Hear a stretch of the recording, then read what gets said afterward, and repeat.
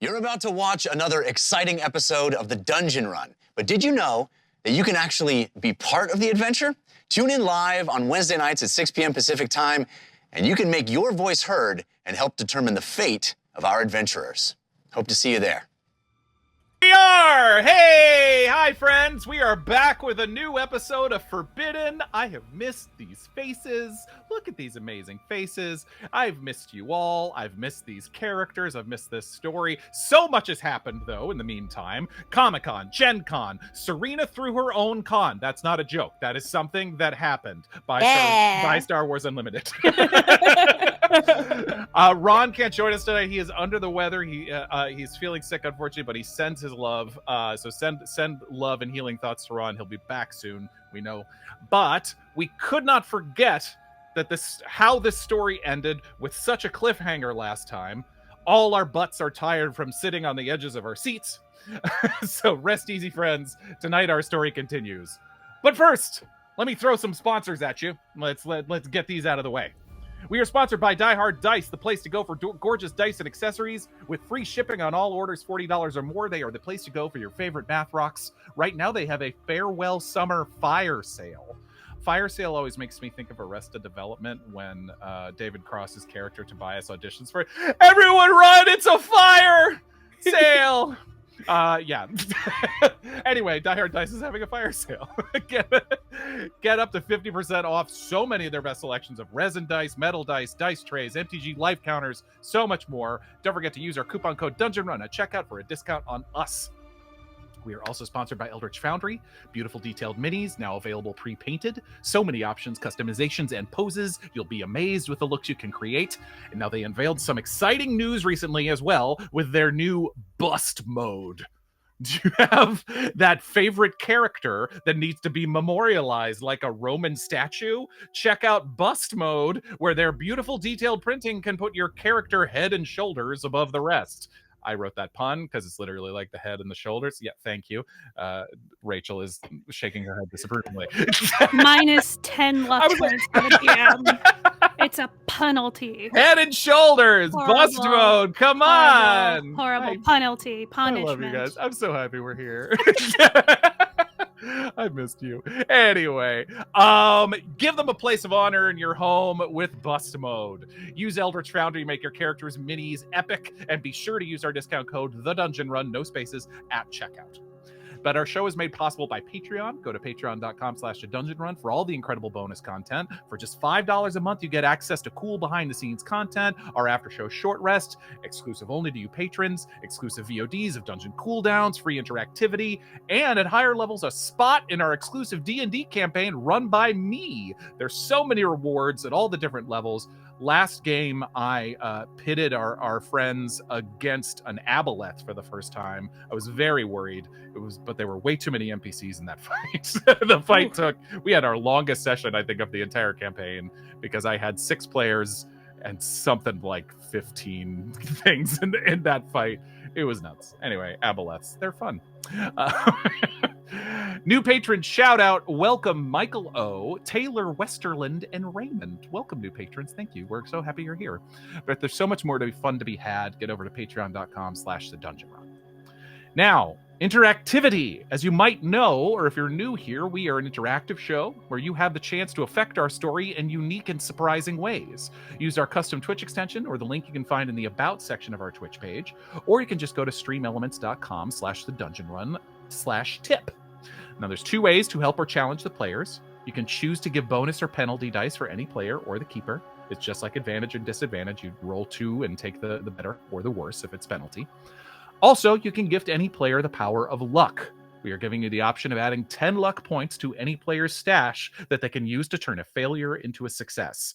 Surena, as a matter of fact, Angel Devilson has chosen to gift their free monthly interactivity to you. So you get now, I will keep track. You have a bonus die, but you also get 10 free luck points from Angel Devilson. Thank you, Angel Devilson. Absolutely. I'm sure there'll be some more coming in since it is a new month since our last show, but that is what I have at the moment. Yes, that is what I have. Okay, great. Amazing. I think That's everything. I mean, I got a whale of a recap coming. That's gonna be fun. But everybody feeling good? Everybody feeling all right? Let's Yeah. Okay, great. Oh, Rachel, you have 10 luck points from Gateway Guy.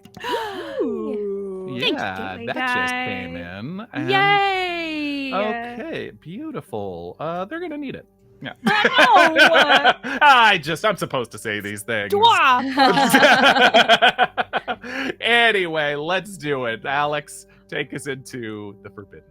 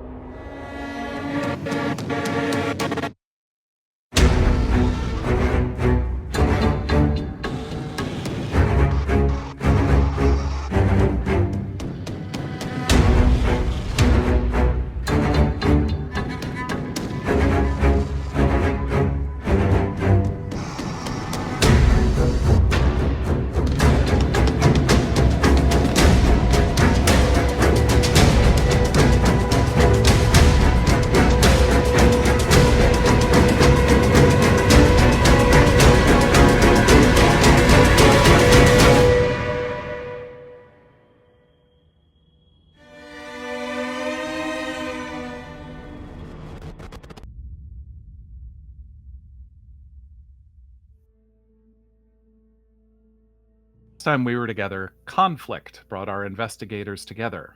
But was it only just in time to see the last grains of sand, fall through the hourglass? Charlotte, after suffering a strange dissociative curse, awoke back at the flat to find the disturbing sight of Lorelei, ranting quietly to herself in her dark living room, suffering the aftermath of a bout of madness, brought on by her exploration into the dark tomes belonging to Memphis the Great. The missing stage magician who the team had discovered was using otherworldly powers in his pursuit of true magic, leading to the deaths of 3 thieves foolish enough to break into his house after he hadn't been heard from for over a month. Charlotte did her best to comfort Lorelei, who'd started to come to the conclusion that their every step was being observed from realms far beyond our own by the same unspeakable powers that Memphis had tried to harness. That being the outer demon known as Yog-Sothoth. Perhaps the same entity that Charlotte had glimpsed looking down from the sky when she was trapped in the ether some time ago. The legends of this Yog-Sothoth tell of an entity who was not made for the minds of men, and that once they were called, getting them to leave again would prove incredibly difficult, if not impossible. A corrupting force, capable of easily destroying the lives and minds of any foolish enough to confront them directly. Lorelei had indeed experienced some inkling of this firsthand. She was stricken with a condition known as infomania, a form of lingering madness that drives her to obsessively seek out information. But her studies were not without their benefits. She found the Book of Aben, an ancient tome of rituals and spells belonging to Memphis. Particularly of interest in the book was a spell known as Call Forth Ye Form Beyond, a ritual that forces a psychic presence to take physical shape in the material world. And after Diarmuid seemed to have an interaction in the house with an entity that seemed an awful lot like Memphis himself, the beginnings of a plan began to form with the team. But several nagging questions remained. Firstly, if the spell could force Memphis's restless spirit back into reality, where would it go? A vessel was needed. But what? Or whom? And secondly, what did this mean for Harold Hawkins, Memphis's wayward apprentice and fiancé of his daughter, the same magician who'd been making use of his master's teleportation boxes and other learnings, and quite possibly going mad as a result? The spirit of Memphis still wanted something from him, but his machinations remained unclear. An eye would have to be kept on young Harold. After gathering pastries and their strength to the best of their abilities, the team returned to the theater where they had witnessed Harold's shakiness cause a horrific accident a few nights prior, nearly resulting in the death of his assistant. But when they arrived, they found an unsuspecting Ingrid waiting in the lobby, Memphis's daughter and Harold's betrothed. Armed with new information and suspecting she had been holding something back in their previous Hi, Maple. Charlotte privately shared the investigators' fears about Harold with Ingrid, that perhaps he might be under the powerful influence of something darker and more fearful than Ingrid could possibly imagine. Confirming this terrifying prospect, Ingrid confessed to Charlotte that the night her father had gone missing, Harold had gone out for several hours and returned home late in the evening, obviously shaken by something but unwilling to speak of it further. Had Harold killed his would-be father-in-law? That would certainly explain the angry spirit haunting the house and why it seemed fixated on Hawkins. The team hatched a plan to keep a close eye on him, very close in fact. He was, after all, in need of a new assistant. And Charlotte had seemingly been practicing. After a little convincing, it was arranged for Charlotte and Eden to observe the show from the wings backstage, with Charlotte even participating in the show for the final act. The final act was a new one, though. An intimidating sarcophagus that resembled an Iron Maiden with a glass cabinet inside that slowly filled with water as a shackled Hawkins attempted a daring escape inside. A dangerous feat, even if it lacked the otherworldly strangeness of the transdimensional cabinets. But was Harold in the right state of mind to pull it off? It was a terrifying display, with Hawkins thrashing in his binds as the water climbed higher and higher. As it reached his mouth and nose, then over his head, his hands remained bound behind his back. And then when all hope seemed lost, the stage lights cut out, leaving the theater in darkness for an uncomfortable beat. Something's wrong, Ingrid whispered to Diarmuid and Lorelei from their seats. Indeed, in the dark on stage, Charlotte heard a commotion come from the cabinet, followed by the feeling of water spilling over her feet and ankles and a form rushing past her in the blackness. The lights came back on. The cabinet was empty, and Charlotte was alone on stage. No sign of Harold Hawkins. The stagehand seemed in a panic, and Eden glimpsed the rear exit door to the stage hanging ajar, the noises of the London nightlife outside audible. And when she reached the door to investigate, she found Hawkins' shackles in a heap on the pavement outside. And that's exactly where we are right now. Eden. You are standing at this rear exit door of the theater. The sounds of the audience behind you, it's not like there's a panic. Mm-hmm. It's as if people are still kind of waiting for a reveal or a prestige, or something of that's just not happening. Yeah. Only a few people, the stagehands, the manager, Lorelei, and the others in the audience seem to know that something is off. But you are standing at this rear entrance door, hanging ajar, cold air from London outside hitting you in the face. What do you do? I'm bolting after whatever I last saw. Great. Make a spot hidden or a listen roll. I'll take either one. Spot hidden for sure. Sure. That's 51 under 75. Nice. Okay, great. It's January in the UK. There's a little bit of snow on the ground, and you see a few scattered fresh tracks down the alley and around the corner to your left. I'm going. I am absolutely following. I think I'm trying to figure out, are the tracks still... I guess I'm not trying to figure this out. I think I would just like to see if the tracks are still, like, human-ish. Sure. Oh, yes. Yeah, these look like regular footsteps. Okay, great. Very interesting that your mind is heading in that direction. But no, yes, you are seeing. I don't know why you'd think that. I don't know. What game are we playing again? What? Yeah. So what? But no, so you take off after these footsteps in the snow. In fact, this is actually a chase. So Call of Cthulhu has some chase mechanics in place. So tell me first, what is your move stat? Your MOV stat? Woo! That's going to be... Let's see. Why don't I see that anywhere? Should say it near the top, around your. It's probably around 8 or 9, something like that. That's annoying that I can't find it. All right. Um, Hang on one second. Don't have your character sheet with me, but It's towards the that's bottom. okay. oh, it's towards the bottom. That's right. Yeah. Yes. Oh, Thank 8. you. Yeah, 8. It's 8. Okay, great. Make a con roll. Make a Constitution roll. Okay, let's do it.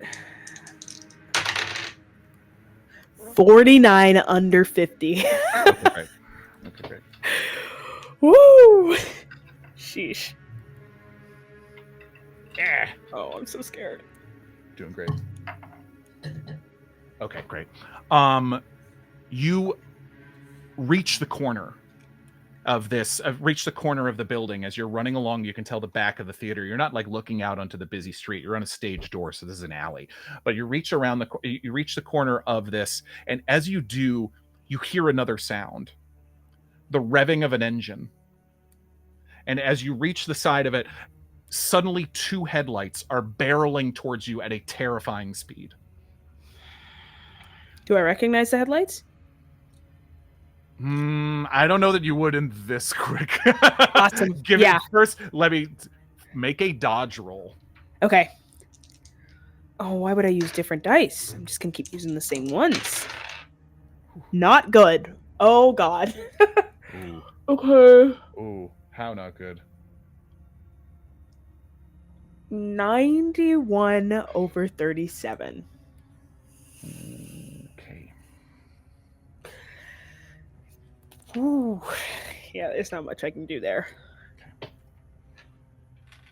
You reach the end of this alleyway and you come careening around this corner and you try to push yourself up against the wall all of a sudden, as suddenly this very fashionable car, I don't think you would have ever seen this car before, flies towards you at a dangerous speed.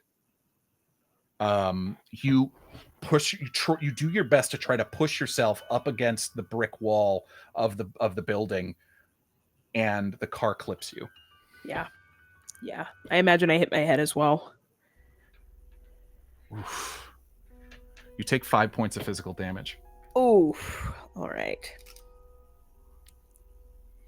What's your total max physical? Let's see. Oh no. 12. Yeah. Okay, so this doesn't qualify as a major wound. To that, it needs to be a major wound. Basically, for you to die in Call of Cthulhu, you need to sustain what's called a major wound, and that is 1 wound that equals more than half of your total HP.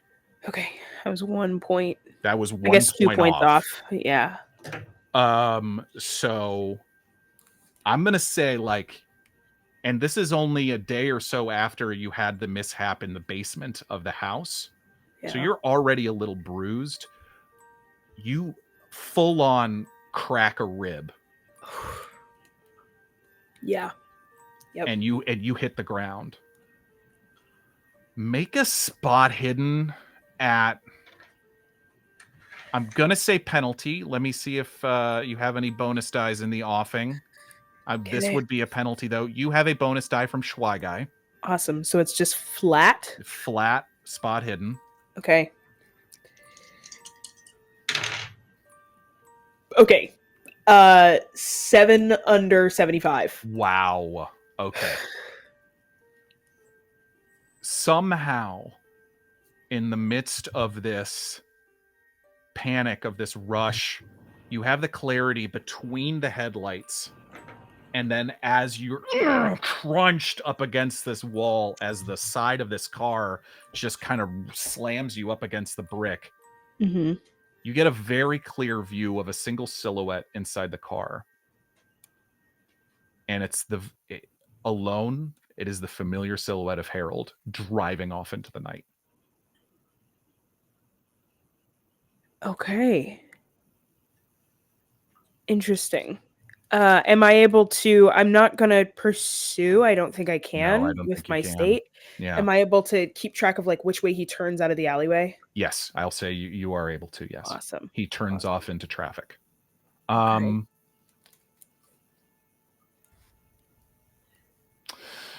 Yeah, you're able to tell the direction. That's all I'll say right now. Yeah, for sure. Okay. Back. I'm going to rewind about 10, 20 seconds. Because at the same time this is happening, Charlotte, you are standing there for a painfully awkward moment on the stage. Next to Hawking's abandoned act, the puddle of water at your feet. As I described, it is this like moment of people still kind of holding their breath, waiting for what's next, and it's not coming. And something strange happens. Out of the corner of your eye, you saw Eden rush through the darkness of backstage towards the back exit. And you feel that urge, your natural urge to run to help her. But your feet don't move. Oh. You feel for a brief moment that cold, cold breeze hit your face from somewhere. Too cold. Even for winter in London. And your eyes turn back towards the audience of the house. It's not full chaos yet in the theater, just more confusion, as it looks like these people are just looking up at you expectantly. Mm-hmm. In that moment, with so many eyes looking at you, standing in the lights, make a power roll. Oh, goodness. Whew.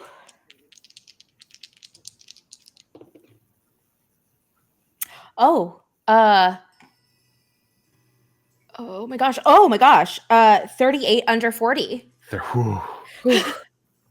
Okay.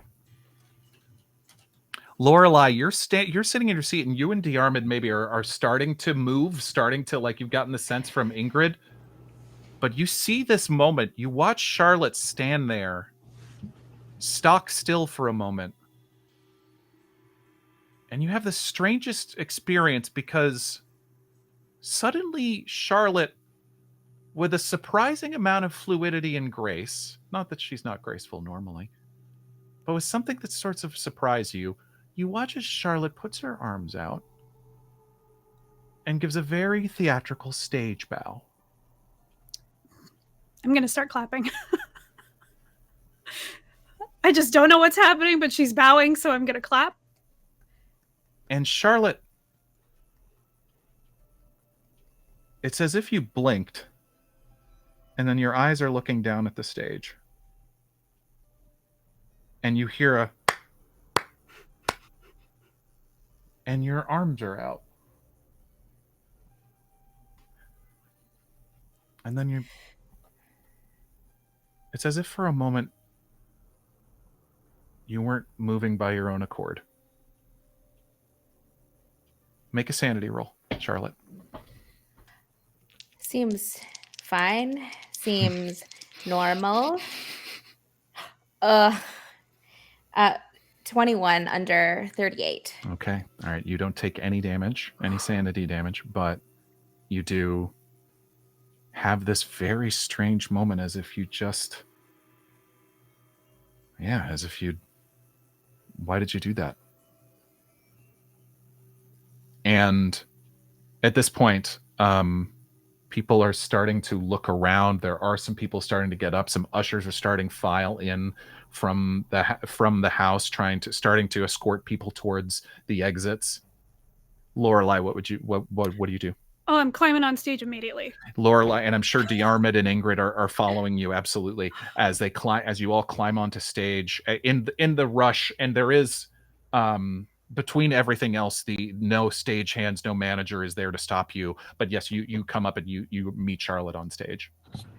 I'm gonna reach out and very slowly, so if she doesn't want to be touched, she can move away, but I'm gonna reach out and put my hands at her elbows. Are you okay? Yes, I think so. And I will do like a kind of a flourish, because I'm assuming there's curtains, and I'm trying to get them to shut the curtains now. Yes, it's probably taking a moment while people are. It's sort of as you're looking off. Yes. Someone, rushes over, and there's someone. The manager of the house has rushed over and trying to save face and is shutting the curtains off. Where is he? It's very strange. And he ran. He ran. Ran. He ran. So there was the water burst and the stage is wet and I'm gonna take gesture out and sort of walk out to where we saw him run. Yeah, you more felt it rather than saw it. It was Yes, as I if felt it. He Yes. ran into me. Yes, yeah, he almost brushed past you, and you successfully made like a deck. You successfully were able to kind of move out of the way as you sort of instinctually felt him rushing towards you in the darkness. But yeah, you're looking off, and you look off into the wings, and Eden is no longer there, where she had been standing just a few moments before, kind of keeping an eye on you, wanting to make sure everything went off as well as it could. But there is no one but an errant stagehand, things of that nature off to either side. But yeah, no sign of Hawkins, and at this moment, no sign of Eden. Oh, why would he run? Something tied, obviously. Ingrid's like, maybe I'll check his dressing room, and she'll head off in that direction, off to that same side where you had been waiting, Charlotte, as well. And she'll, Harold. She opens the door. The dressing room is empty. Both of you make a spot hidden.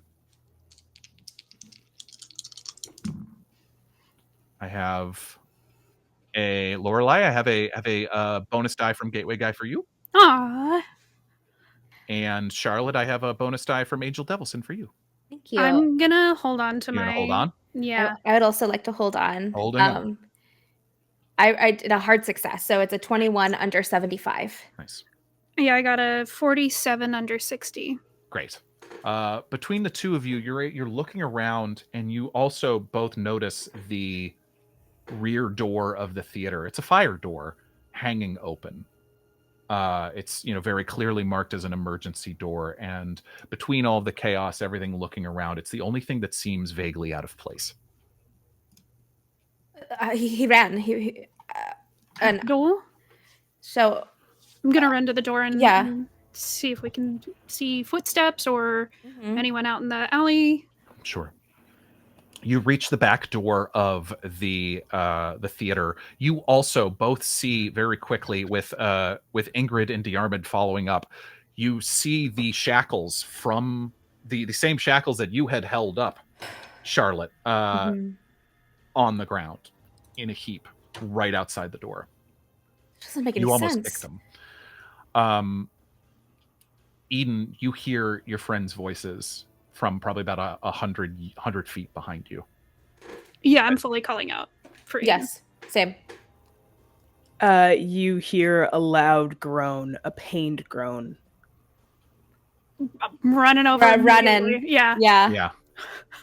Yeah. You come across in this nighttime alley, but you are able to catch, and you see the tall form of Eden in a heap, half in the snow, tire tracks from a vehicle, kind of carving their way through this alley. But Eden is half leaning up against the side of the building, and probably some blood. Yeah. But yeah, she's in bad shape. Did you get run over? And It clipped me. It barely got away. It was Harold though. let me look at you. Is Harold? Ingrid, as Ingrid catches up. Lorelei is saying words that are not safe for stream. Awesome. Putting it out there. Yeah. Just she is letting you look at her, but you see that she's reaching up and like touching the places that are probably most injured, like just because adrenaline, not being able to feel it.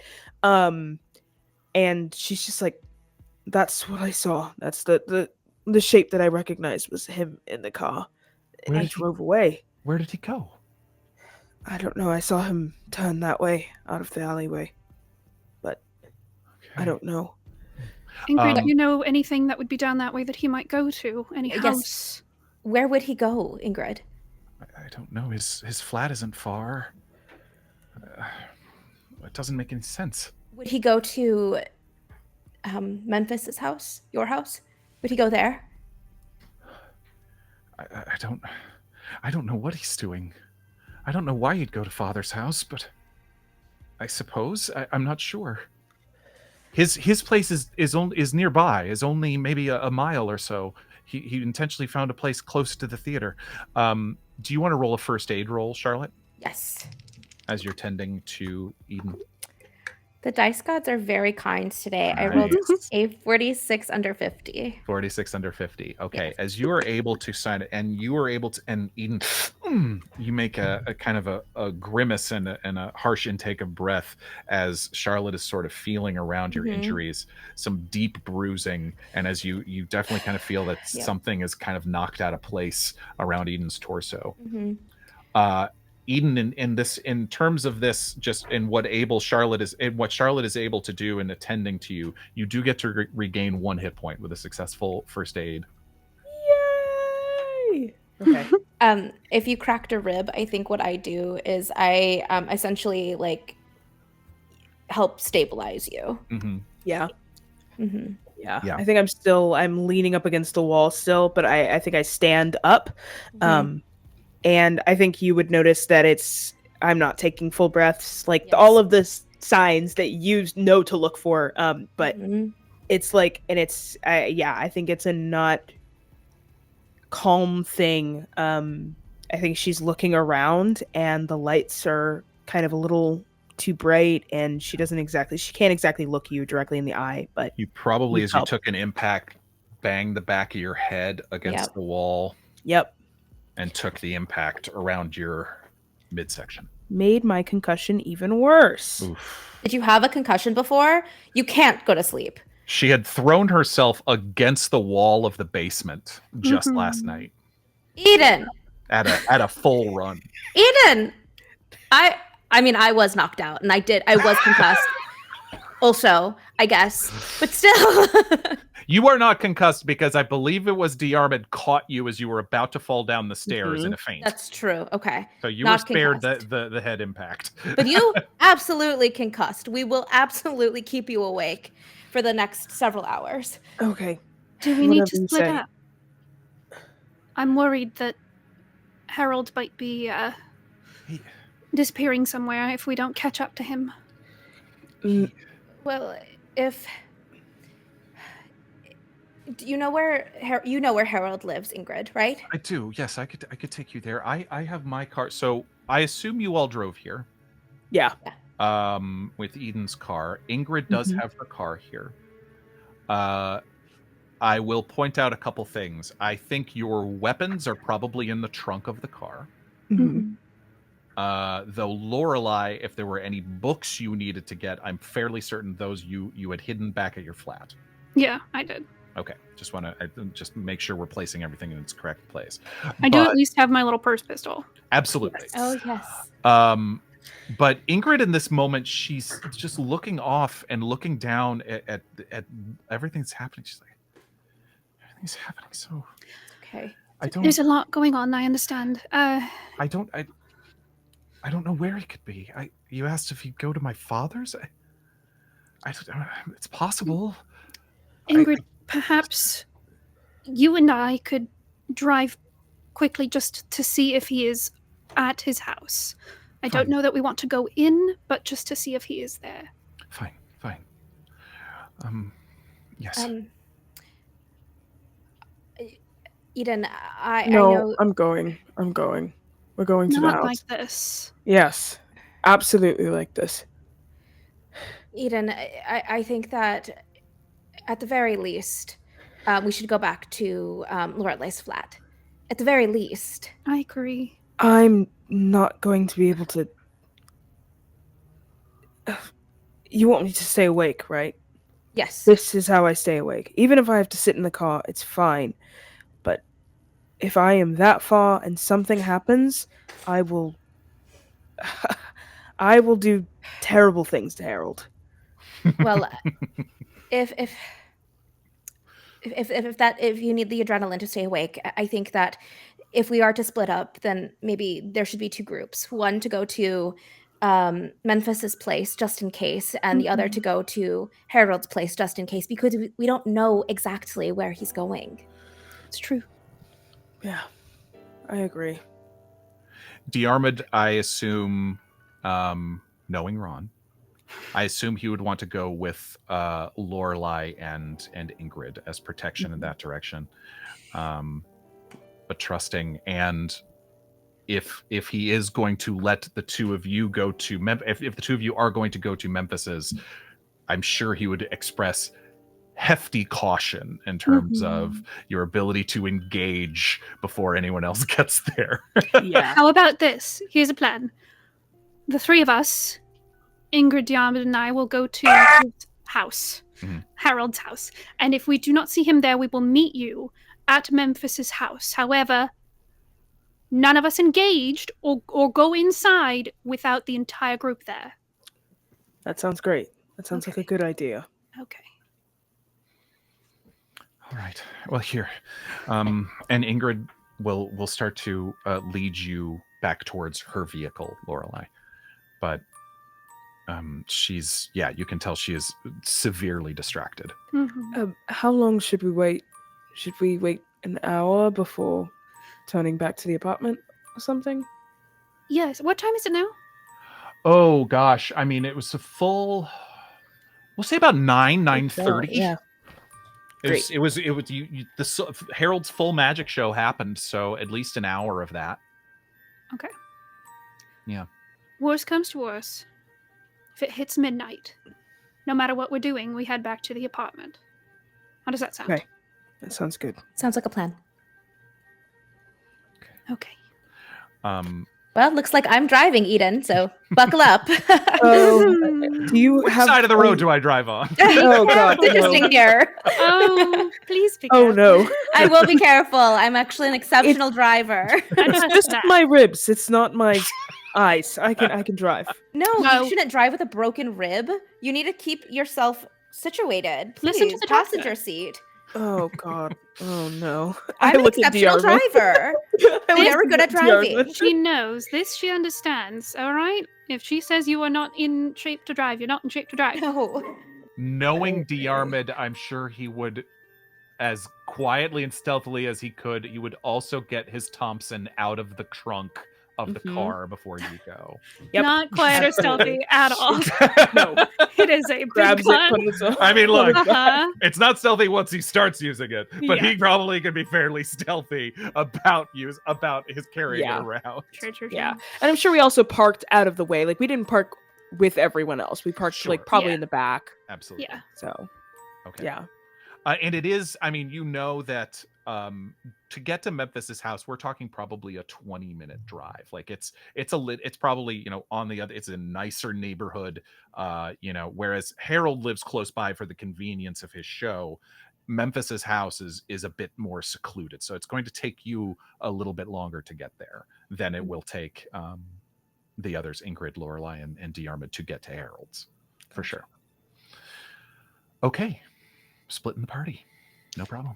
What could go wrong? What could go wrong? Nothing can go wrong. But yes, Charlotte, I'm sure you were able to, as much as of your doctor instincts fully kicking in, as you were able to get Eden situated in the passenger seat of the car, and you take off in your separate directions. So, located about 2 miles from the theater, Lorelei, Ingrid parks outside the building. She points out to a building. There, he's on the ground floor toward the back of that. She's looking around.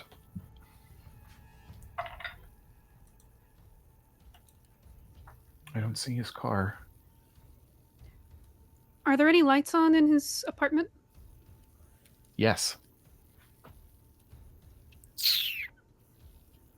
Okay, I'm gonna.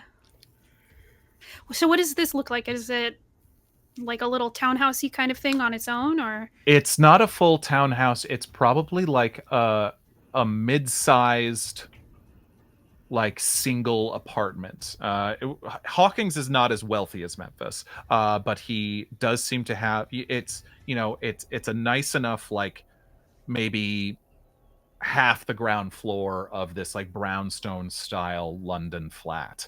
So it is decently sized, but it's you are able to catch some of the windows even around the back. So yes, you do see some lights on. Okay. in what would be his place. Is there a ground floor window that I can look into? Yeah, you would probably have to, get out and walk around a bit, and Diarmuid would probably follow you I around can the ground stealth. floor for sure. Yeah, roll me a stealth. I got good stealth. Ooh, sure. I don't really get to Sneaky roll it very often, Lorelei. but I'm very sneaky, and I'm exceptionally sneaky right now. Oh my Oh. god. I got a 9 under 65. Wow. So sneaky right now. Oh. So sneaky.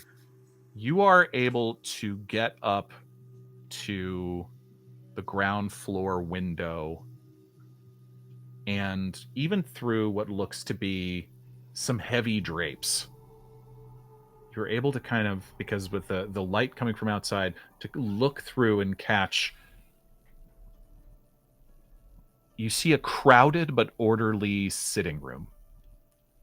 Even from here, you can tell the walls are covered with photos and posters of hawkings in various venues around the world.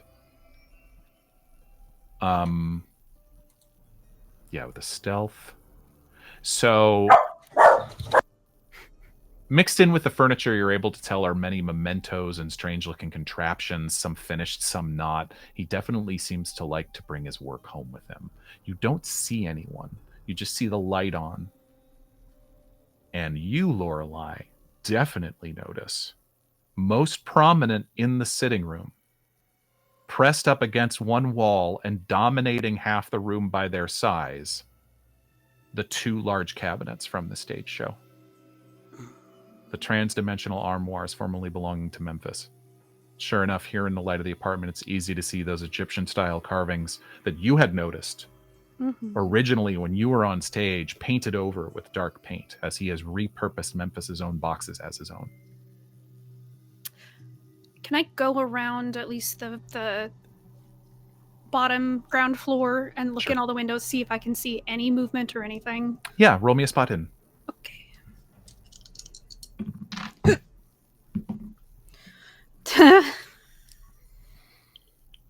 You have a bonus die if you need it. I do, because that was a 10 and a 0. Oh, fumble. Okay. All right, I'll give you that bonus die. That's a straight 20. Okay, great. 20. You take some time, and with your beautiful stealth, you're able to kind of weave in between the windows, and Diarmuid is keeping an eye out at all places too, but helping you check the windows. You see a bedroom, a kitchen. It's not overly expensively detailed and decorated. The light is only on in the sitting room, but as far as you can tell, no one is home. Okay. That is a hard success, by the way. Great. It was 20 under 60. You're fairly certain that, and you even wait a little bit, checking to see if like someone comes out of the bathroom or something or anything like that. You don't see anyone inside. So it was probably just a light that was left on. Correct. Okay. Would pass that information off to Diarmuid and then go back to the car. Okay. As you and Diarmuid are having this conversation and you're passing this information, roll a listen roll. Oh, okay. Where is my listen? I think it's no. It's a 52 over 35. Okay.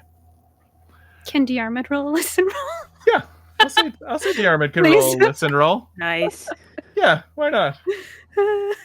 Oh, that's actually quite good. I don't know what Diarmuid's listen stat is, but even if it was, I think it's pretty high. I was going to say it's only a 22, so that's fairly low.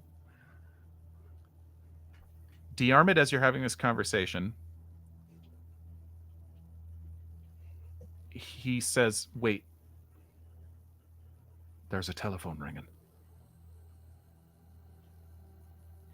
And sure enough, the phone inside Harold's flat is ringing. And you both wait.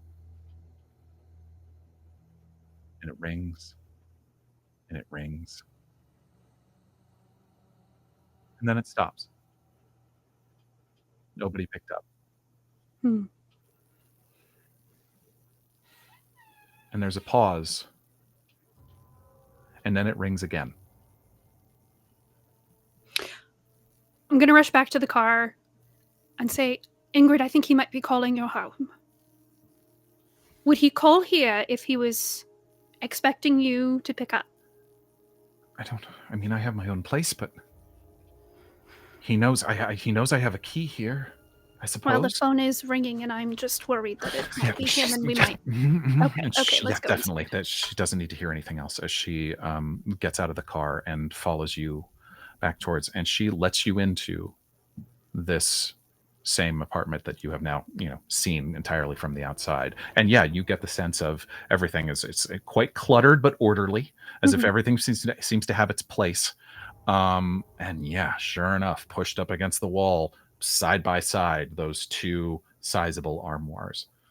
And as she opens the door again, the phone stops ringing again for maybe the third time at this point.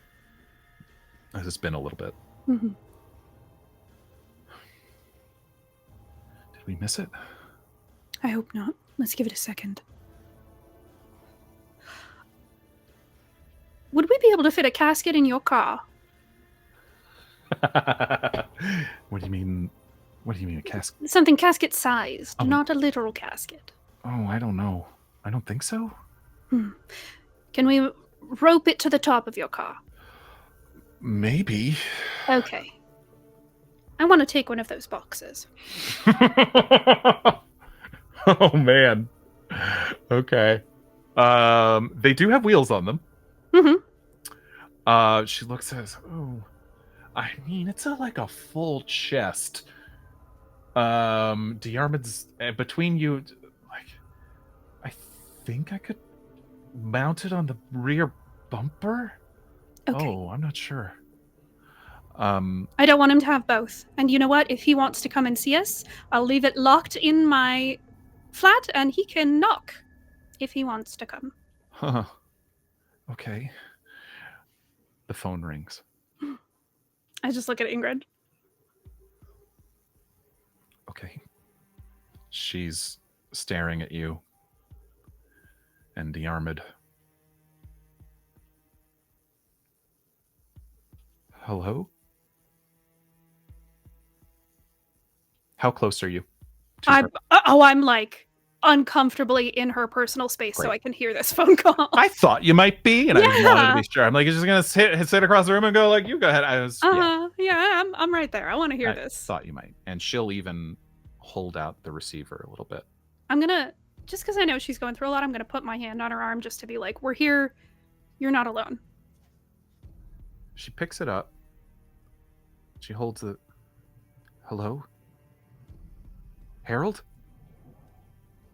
And all you hear for a moment is breathing. Shaky, erratic breathing. Street noise is audible from whoever is calling from. Maybe a phone booth. It's hard to tell. I thought you might be there. It's Harold. Yes, what is going on, dear? Where are you?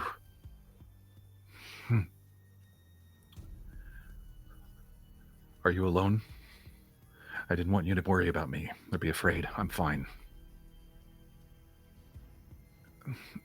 Yes, dear. I am worried.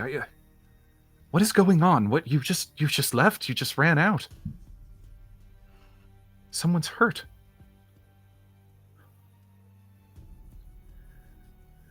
Talk to me. Ingrid.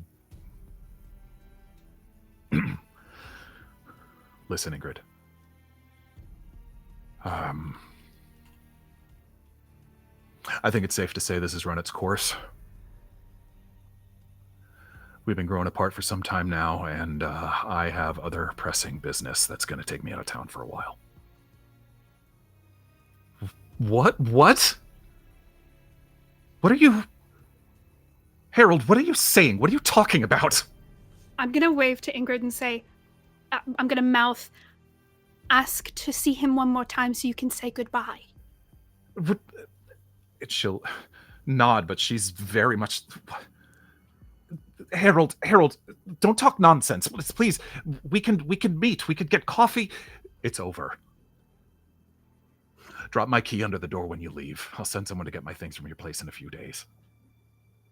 What are you saying? This doesn't make any sense. You don't sound like yourself, Harold. Please. Please, whatever it is, we can talk about it. We can work it out.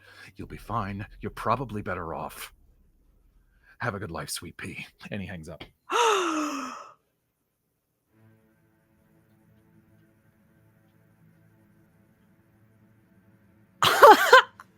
I just look at Ingrid. She's frozen, Oh. holding the receiver in a trembling hand. Her eyes are a mask of disbelief. Oh, Ingrid.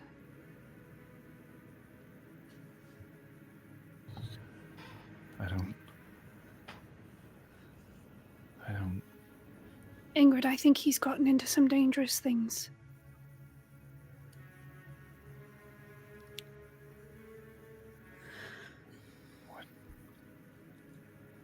What am I supposed to do?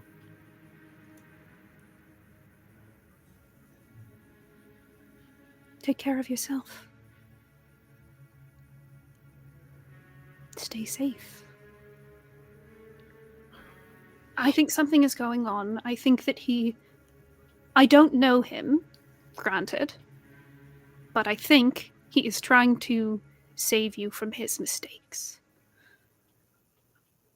Were I a generous woman, I would say that he knows he has put you in danger, and he is doing this to keep you from it. As you're saying this, you're looking past her shoulder to all these posters and photos on the walls. Harold looking very impressive here and there, the occasional celebrity mixed in as he's, it seems after a show or something. There's a photograph of he and Ingrid looking very posh and in love at a New Year's Eve celebration, probably a couple of years ago. And Ingrid just puts the receiver down and hears your words. I don't know. I hope you're right. I hope what you say is right.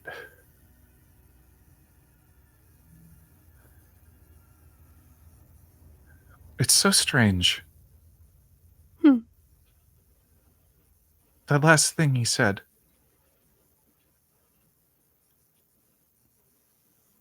He called me Sweet Pea. Mm-hmm. Is that not a common affectionate nickname? My father used to call me Sweet Pea. Oh.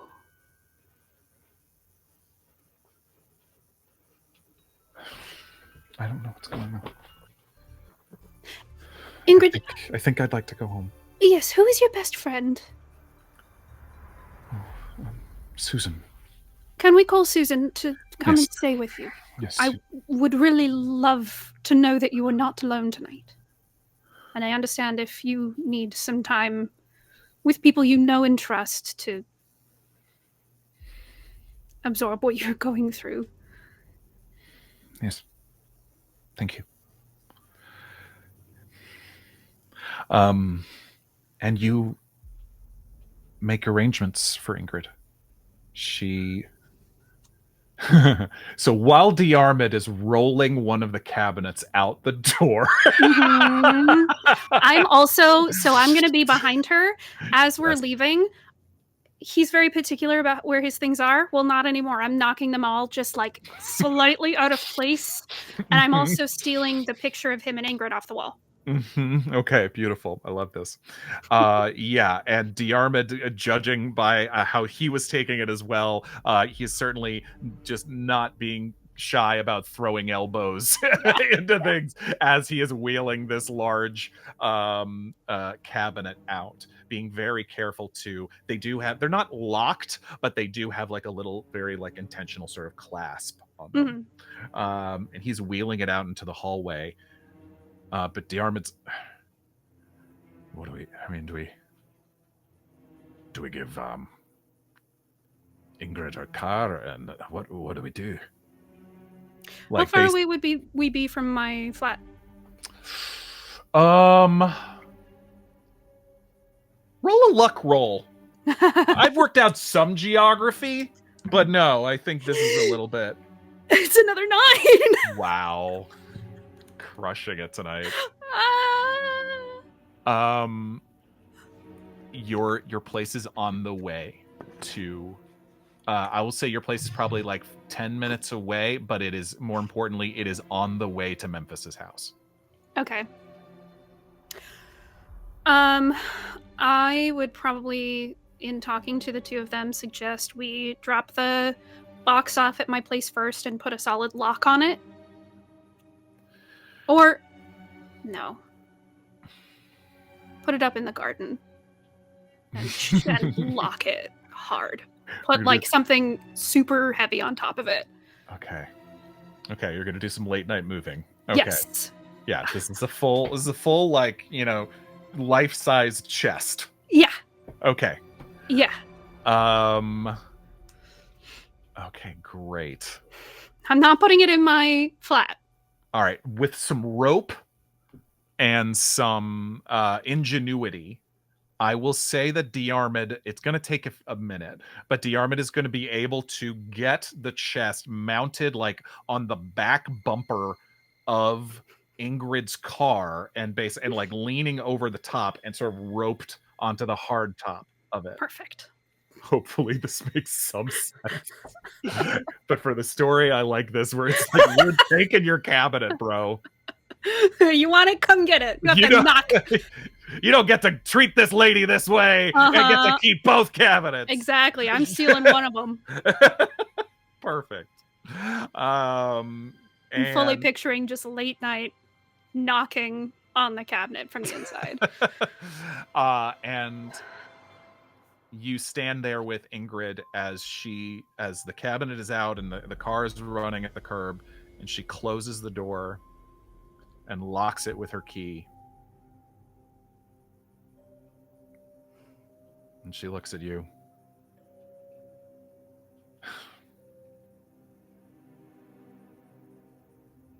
I don't know what to think anymore. Bury it in his yard. If he wants it, he can go find it. Yeah. On your way out the door, she finds the nearby flower bed or some shrubs or something like that, and she kicks some dirt up with her foot, and then she drops it in there and covers it. And the three of you take off with the trans-dimensional armoire roped to the back of the car. Oh, like you do. Like you do. So we'll drop that girly off. things. Then we'll drop just girly things. Look, breakups cause strange behavior sometimes. Listen, I didn't want him to have them in his house. Sure, I got it. Interdimensional travel. So I want to drop it at the apartment, drop her off after her BFF gets there, and then we'll head to Memphis's house. I'll even say that she... Okay. Make a persuade roll. Okay. My persuade is okay. Yeah, 35 under 50. Okay. Not a hard success. She will let you take her car for now. Okay. And she'll take a cab back to her place from your place. Okay. And she said, Susan's going to meet me there. I don't know what you're... Be careful. We will. I don't know what he's... I don't know who he is anymore, so be careful. I understand. You be careful as well, and I hope... I know it won't be, but I hope you try to have a good night with your friend. Call me tomorrow. I will. Okay. And she'll shake your hand and shake Diarmuid's hand. And maybe even pull you in for a hug. Yeah, I would hug her. Yeah. And she gets in a cab. And you and Diarmuid with some hefty pivot. Get the cabinet up to the garden? Yeah.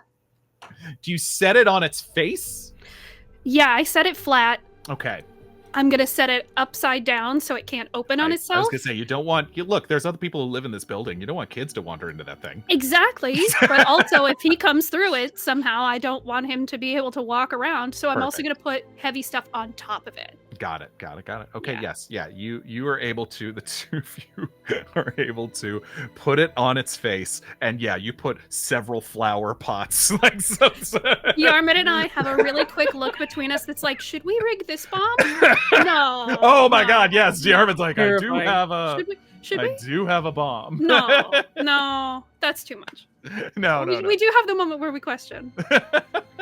And then we head to Memphis. Oh my God, I love that so much. Meanwhile, Charlotte and Eden. Eden, you are doing your best to, like, the nosebleed has stopped. Yeah. You know. And you feel as if you're able to, like, breathe in that right way that it doesn't searing pain every time. Oof. Yeah. But the two of you are driving across the dark city of London at night on your way to Memphis's house, not even really sure what you're going to find there this time.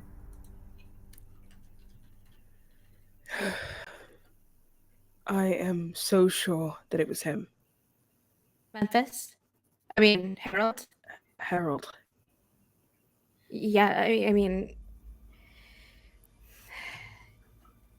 it's all very strange. I don't know why, but I do think that he's going to that house. Like, I know it. Yeah, I can't imagine. I just don't know what it means. Why would you do that? Why? If you're What about his plans changed in the middle, or I guess at the end of his show? What changed? I don't know, but I wonder if he knew. I wonder if he caught on to what we were doing, or he just felt that call to the house. Who would call from the house? Memphis.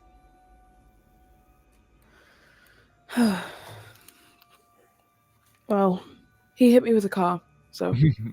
Yeah, no, that's... I bowed. What do you mean? Sorry. I'm just thinking. Charlotte's eyes on the dark... It's a dark road, I'm assuming. Eyes on the road, on the headlights, staring forward. She says, I felt myself bow, but I didn't do it. Does that make sense? Not exactly. It's like, I don't know, ever since it just feels weird. Like there's something in the back of my head, just like out of reach. Just a hum.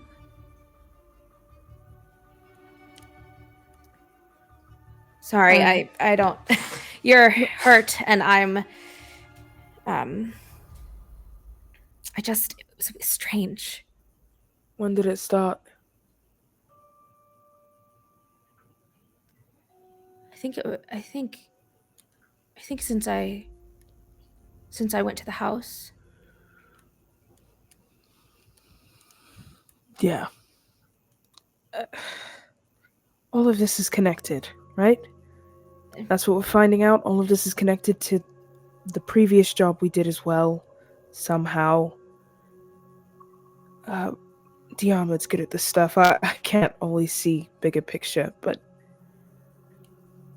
maybe the hum that you're experiencing now has something to do with... That's kind of why I have to go back. I mean, yes, I think Memphis or not Memphis, I keep saying that. I think Harold is there, but we have to go back. And I know that Lorelei and Diarmuid says that we have to stay in the car. But perhaps we get out of the car. I already disappointed both you and Lorelei yesterday because communication was not... Well, to be honest, we did our own thing. And I apologize to Lorelei. I did not apologize to you. And my apology to you is that I will not be allowing you to do that. We can drive as close to the house as you want, but we stay in the car. But for how long? What if we're just outside, and what if we see him? What do we do? Just stay there? I mean, we could, but what if he sees us first? You heard Ingrid. There's no reason why he would come to the house in the first place. This is just a waiting game. It's not. Eden, I think he's there. And if he's not there, then it wouldn't matter if I go into the house, right? But I think he's there. It feels like there's pull, and then it can't. Maybe I'm wrong, and I hope that I'm wrong. God, I hope that I'm wrong. But there is a chance that I'm not, and he's there, and we will just wait.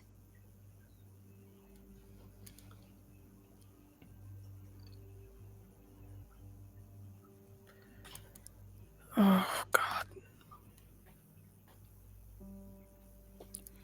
I won't go without you. So if you're not going to go, I won't go.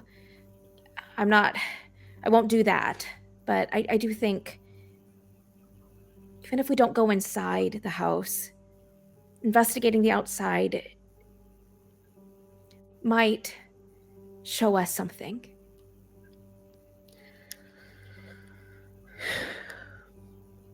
You are the most earnest person I think I've ever met. Really? Have you met yourself? No.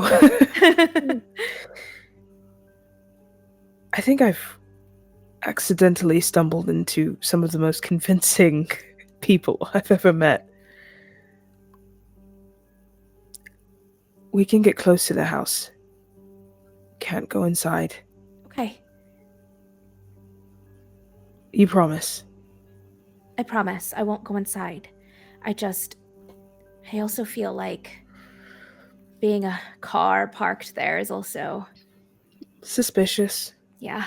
If he is there, we're not... I don't know. I hope we find him tonight. I do too. But there's a chance we won't, and there's a chance we won't ever see him again. But it's, like you said, it's all connected. I think he should hope I don't find him, and he should hope something greater has him now, because this is an amount of pain I've never been in before, and I don't think I'm gonna let him live that down. You don't have any, pain meds in your car or anything like that? Nope. None of the sort. Would you have any? What do I have? If you want to check in my bag, there might be some in my my bag in the back. You could make treatment of injuries using the medicine skill. Mm-hmm. That will take you about an hour.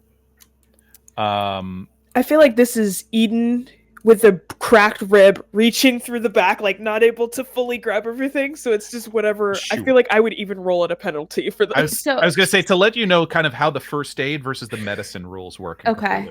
So first aid, to be effective, first aid must be delivered within 1 hour, which you did very easily, in which case it grants 1 hit point recovery, which you did.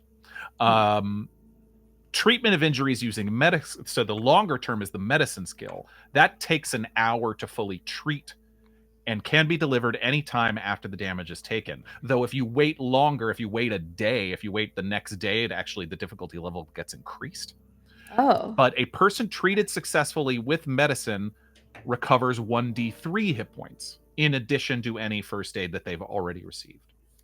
So if you take an hour to treat Eden, you can get up to 1d3 more hit points. So because it's the 1920s and because I am extremely chaotic, what I was actually inferring is I looked at 1920s pain medication options, and on my list I have opioids, including morphine and heroin, laudanum, aspirin, and those are the ones that popped up. So my question is, do I have any pain medication in my bag? Okay. This is a luck roll. Okay. For something to make strong enough to make a difference past the 1 hit point she's already recovered, I'm going to make this a hard luck roll. Okay. To, I will say, laudanum. Okay. I'm not going to say you've been traveling the globe with morphine in your bag. That's fair. And it's also the 1920s. It's a normal medicine. Sure, that's true. Sure. Yeah. You have a bottle of something strong enough, you know. So a hard luck roll is what I'm going to need. I do not succeed a hard luck roll. Okay. I want to make sure you do have that bonus die from Angel Devilson if you want to use it now. Okay. Wait, that's not to right. Find for drugs. Yes. Make a drugs roll. Oh, that one's worse. Okay. Oh. No drugs. I'm sorry. Nothing strong enough, but you do have the option of making that medicine roll, which but once you'd obviously have to be stopped and take some time. And I think if we're waiting in the car and when we get there, I would likely stop and take the time. Well, and I mean, who knows what Lorelei and Diarmuid are up to? Yeah, no idea. Here's the thing. They could do something wild. They could be doing the most wildest thing right now. Yeah. Like, I don't know, stealing the cabinet or something. Could you imagine? I would never. I don't know what you're talking about. Lay it down on its side. Yes, on its front in the garden. That's just a planter. A nice new planter that I got that looks like a coffin. What, this? No. Throw some dirt on it. It'll be fine. What do you suppose they're doing? Yeah. But that's the whole conversation. Yeah. You pull into this nice neighborhood that you pulled into before, where Memphis's house is kind of deep set back into. And you drive amongst the wooded lanes and past several other very nice houses on several wooded lots until you pull onto the private drive of Memphis's house. Are you attempting to be stealthy? What are you? I mean, you're stealth driving, so I mean, I'll say you can turn off my lights. Turn off your lights. Okay, I won't make you roll for that for sure. And excuse me. You are able to see a car in the driveway. Familiar car? Particularly to you, Eden. Wasn't supposed to be very familiar. In fact, it might even still have your blood on the side of it. You are probably, I'll say, 50 yards away at this point. Both of you roll a spot hidden. Yeah, I got you. From this distance. Kind of see what you see. Nice. I fail. 24 under 75. Woo! Yeah, hard success for sure. Yeah. Yeah, you're very sure that is the same car that ran you down in the alleyway. Beyond that, you notice a couple other things, Eden. Mm-hmm. You see a light from inside the house, but not like electric light. And not steady.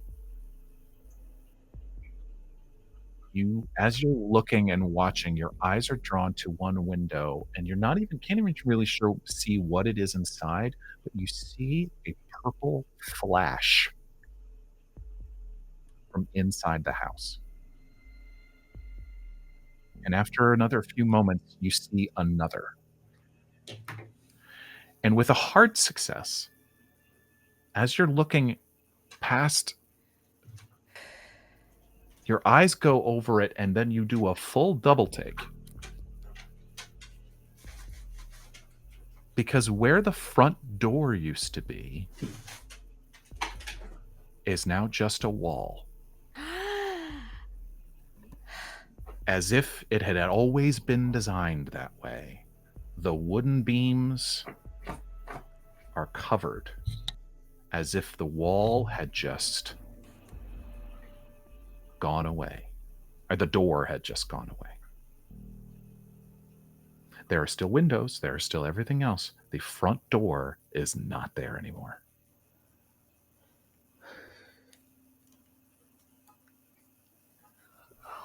No. Well, we couldn't even get in if we wanted to.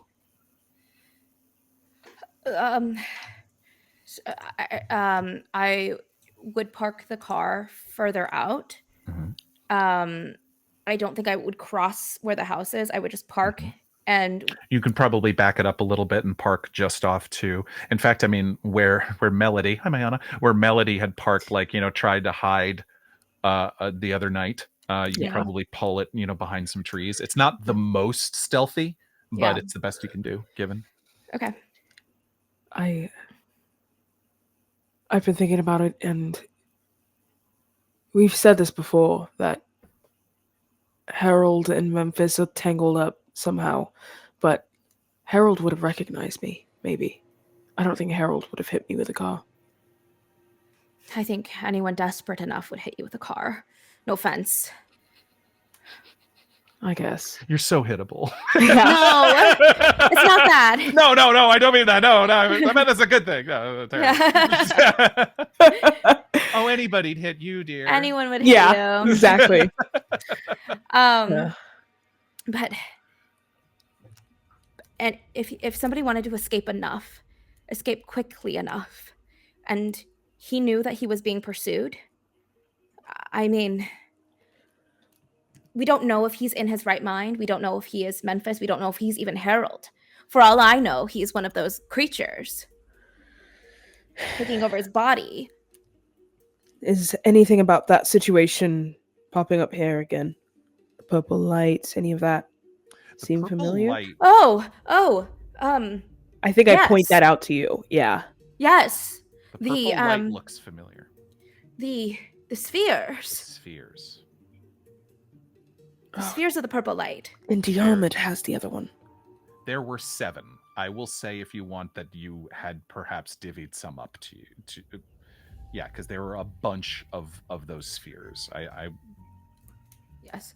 And I will remind you of what we learned last time, because this was a complicated piece of that lore, that you learned that the spheres also have a secondary ability, which is not only are they able to sort of sense the presence of something etheric or something from another place, they also seem to, if you break them, they are able to create a kind of dimensional lock onto a magical effect or something. They are able to, it's complicated. He locked it. They are able to, like, if there is a status or something, like basically a magical effect, the spheres kind of act as like a freeze where to keep something there in place for a little longer before it goes away, if that makes sense.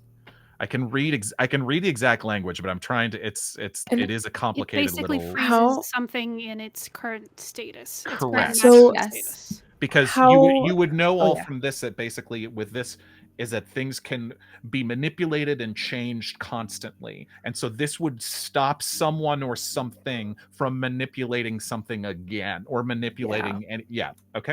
That makes sense. About how bright is that purple flash? Is it 1 sphere, 2. It's definitely brighter than. I mean, you don't know for certain that it I is wouldn't spheres, know, but you know that purple light is that's the Mm. same. It's certainly bringing to mind that exact same shade of purple light. Okay. This seemed more almost like not blindingly bright, but like a like a flash from inside. Yeah. Okay. Something's going on. Do we have one of those? I didn't want to touch it. I looked in and I saw like the abyss. Do you have one? I do. Yes. Take it out. I What is will it doing? produce it. What does it do? From this distance, nothing. We have to get out. We have to get closer. As you're saying this, both of you roll a listen roll. Okay.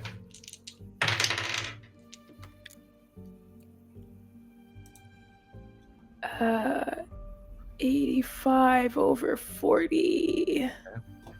I rolled a 2. Woo! Nice. Good. Good. Wow. Dream success. Yeah. That's a crit. Yeah, that's actually Yeah. a crit. Crushing it. As you're having this moment of going, like, you even say, we have to get closer. There is a moment of quiet. And cutting through the air, somehow, Charlotte, you hear a scream. But you hear, "You're nothing! You're in my imagination!"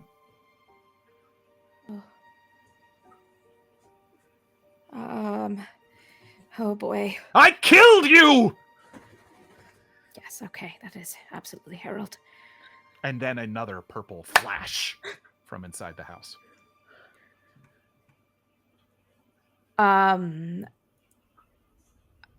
I know we said we wouldn't do anything rash, but I'm going to get out of the car.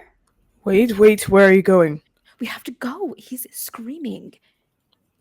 We can get close, remember. We can get close. Well, we can't even get in because the door is not there anymore. So Right. don't worry about us getting in. We just have to get closer with this orb. Yeah, okay. I will start to grab onto the edge of the car door and like lumber out. Yeah. Dipping the car with my weight, and then I will shut the door so quietly, and then we can move closer. We'll just start moving closer. Sure. Yes. You're able to, half like pell-mell through the yard around Hawking's nice vehicle, and sure enough, you see a dent along the passenger side where it clipped you right into the wall of the theater. You're getting close to the house. Stealth rolls, Yes. I assume. Yeah. Yeah. Let's do it. For sure. Oh, let me see what my stealth is before. Not good. You know what?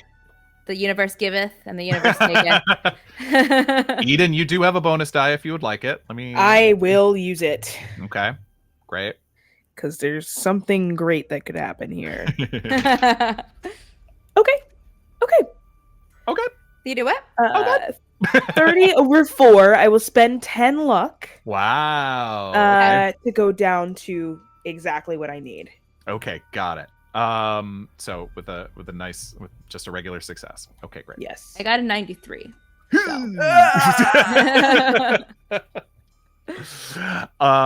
Okay.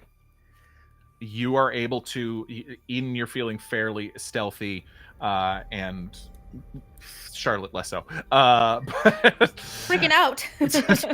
So you're looking over, and the two of you are able to get close to, if you remember on the front, I believe it was the left side of the house, there was that drawing room with a lot of windows that felt very visible. You don't see Hawking's there, but you are able to see a form moving, like possibly in the middle area of the house around the rotunda. Every now and then you're seeing him like moving from one distance to it, like from one side of the house to the other. And again, you were hearing just this more enraged shouting.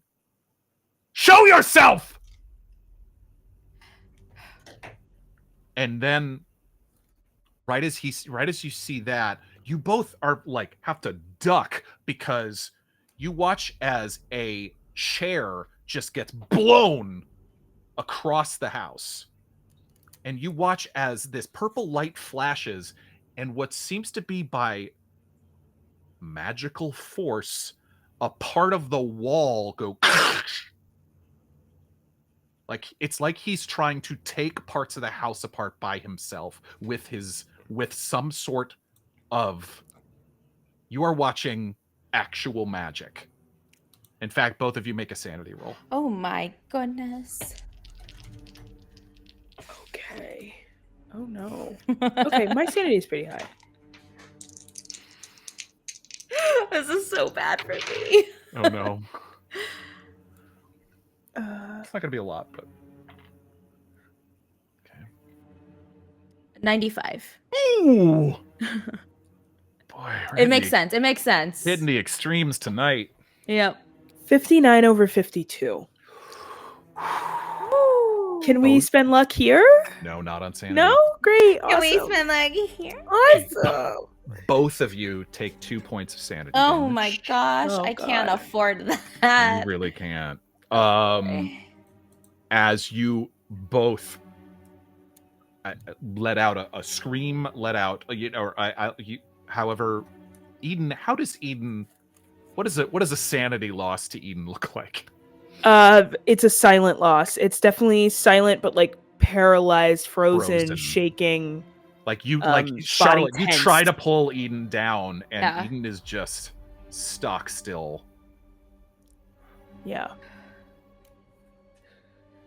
And you're not sure if Harold saw you and didn't care, or it's impossible to tell at this point. He definitely seems quite distracted and focused elsewhere.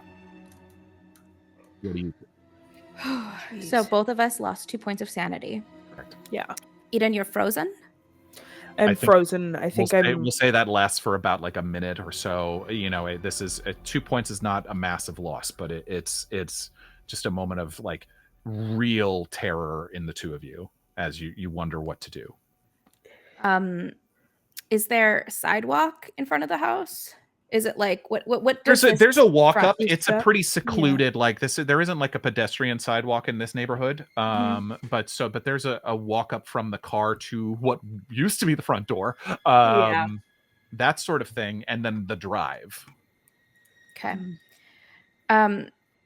Because I think that with that Charlotte, her actual fear gets like activated. So I think with Eden, the strong one, frozen, and me seeing magic, I want to wait until Lorelei gets there. I don't want to do anything else. I just want to sit, and I want to sit by this bush, this topiary, whatever this is, and I want to sit by it. Yeah. Okay. Yeah. I think Eden is in that frozen state, like deer in headlights.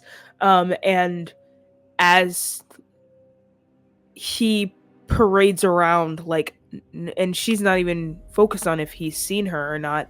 I think after a little while, she noticing that the doctor has gone, will like blink herself back into reality and look around, and kind of put herself up against the wall underneath the like windows and try to start inching towards wherever the doctor is, like hiding, staying out of sight. With your successful stealth roll from earlier, I'll allow that to stand. But you're able to, and maybe it's literally just like a book from another piece of like collateral damage, like hits the window right next to you, and it just shakes you out of your stupor and then you come to your senses enough to drop down and look around and work your way slowly to where Charlotte is hiding. But the two of you are hiding as it's interesting. For all of the sound and fury that Harold is doing right now, that's all you hear. The house is closed off, but if this is a confrontation, it seems sort of one-sided at the moment. Oof. Okay. But that's it's impossible to tell what that means from your end. But for right now, it's every few minutes. And you can also start to tell, because as you're sitting here, probably 10, 15 minutes go by. Harold is starting to tire. Mm. In both the sound of his voice and the rapidity, the as much magic as he seems to be firing off. It's a few more minutes before you recognize another automobile coming around. You see the lights from another automobile coming around. Lorelei, you and Diarmuid in Ingrid's car have reached this neighborhood.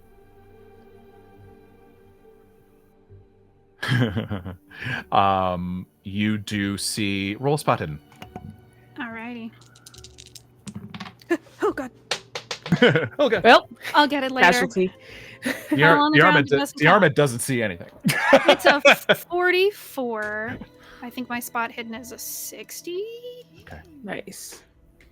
Yes, it's 60. So 44 under 60. You're able to see pretty well the Ingrid's car parked off to one side. Or no, I'm sorry. Eden's car. Eden's car. Yeah. Eden's car pulled off to one side behind a tree. You don't at this moment see Charlotte or Eden, but you are able to see the house. Would you all? What do you do? I tell Diarmuid to turn off the headlights and just keep my peepers open to see if I can see anything happening at the house or at the car. Okay. As you get closer, you also see, as I said, it's starting to wane in terms of the amount of magical energy that Harold is giving off, at least in this moment. But you're able to see as he turns the lights off and your eyes adjust, you also notice that the front door to the house just isn't there anymore. And it takes you a minute, and I will say that you do see Charlotte. Charlotte failed her stealth roll real bad. You do see the familiar form of Charlotte, and huddled behind a nearby bush near the house. The car is barely parked before I am out of the door. Sure. Okay. Sneaking over to her. Roll another stealth for you, and I'll roll one for Diarmuid. Thank you. Yes, I will. As Diarmuid definitely has his Thompson with him at this point. Oh, he rolled quite well. What'd you get? What'd you get? What'd you get? What? Yeah. Wow. Wait. Is it bad? That's a No, crit. it's one. I mean, that's a crit. Yeah. That's But like, God, You're I should have done rolling something so that would like well really, now. really matter because this We are like, gonna roll yeah, pretty here's a view badly. from inside the house. Great. So wait, what? Because I'm brain hurt. What makes it? Is it a 001 or is it Yeah. It's a 0. I got a 001 correct. Cool. 0 and then a 1. instead of a 10 and a 0, which is 100. Which is 100. That's correct. Got it. Whew. Dang D100s. Yeah. Jeez.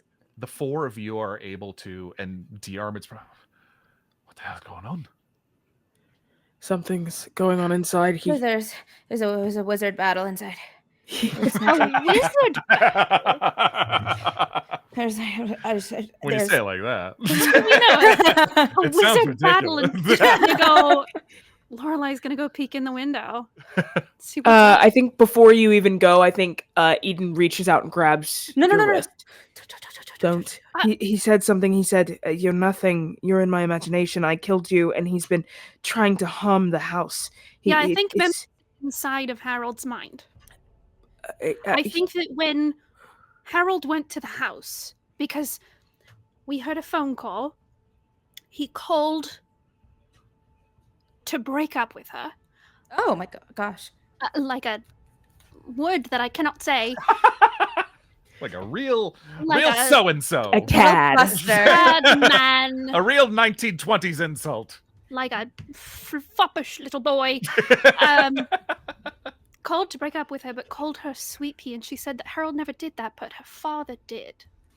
So I think Harold and Memphis are perhaps in the same body right now, and that's why you said Harold said what? You're nothing. Nothing. You're in my imagination, and I Yes. killed you. And I killed you, which, I mean, I think Harold confirms a killed lot. him physically, but not spiritually. spiritually. yes.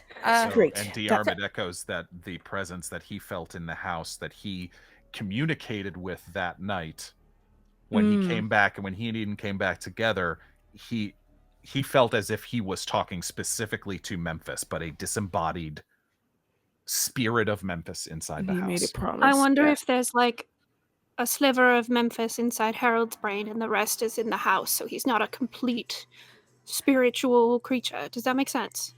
Yes, but also, what if this is? I mean, Memphis wanted Harold there, Mm-hmm. right? That was the pact that Diarmuid that he I made with didn't you. know this. I didn't know Yes. he made a pact. Yes. Oh, he, yes. He went back He into made a the pact with house. the house. Pact's a strong word, but Yeah. I told him I would bring him Harold. And so, Just gonna slap his arm. Sure. Making he pacts with brought international, himself there. interdimensional wizards. so my question is this? I mean, it's obviously a very disturbing thing, but Do we get in the way? I don't know. That's what I was thinking. I mean, Harold's obviously a bad man who killed him, and if I were Memphis, I would want revenge. And so, do we interfere? both Do we horrible. let them? They're both bad. They're both stupid.